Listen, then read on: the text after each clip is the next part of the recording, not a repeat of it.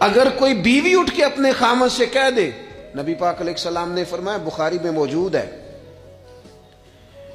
کہ ساری زندگی تم عورت کے ساتھ نیکی کرتے ہو لیکن تمہارا ایک عیب دیکھتی ہے تو وہ کہتی ہے میں نے تو کبھی تم میں کوئی بھلائی دیکھی نہیں، یہاں تو سکھ پایا ہی نہیں۔ فرمایا اس بنیاد پر کثرت سے عورتیں دوزخ میں جائیں گی۔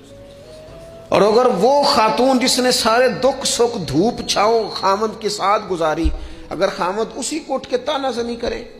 اور اس کے دو ایک کاموں کو بنیاد بنا کر کے یہ چیز نہیں ملی، یہ کپڑا وقت پہ استری ہوا نہیں ملا، اس کی زندگی کی ساری نیکیوں کو توڑ کے رکھ دے، یہاں تک کہ اس کے ماں باپ کے بارے میں بھی کمزور جملے کہے، تو اللہ کا قرآن کہتا ہے وَلَا تَنْسَبُوا الْفَضْلَ بَيْنَكُمْ، آپس میں ایک دوسرے کا احسان بھول نہ جایا کرو۔ تھوڑا سا احسان مند رہیں، تھوڑا سا چیزوں کو سمجھیں، تھوڑا غور کریں۔ اگر یہ مزاج میں بات پیدا ہو جائے تو زمانے میں قرار آئے گا۔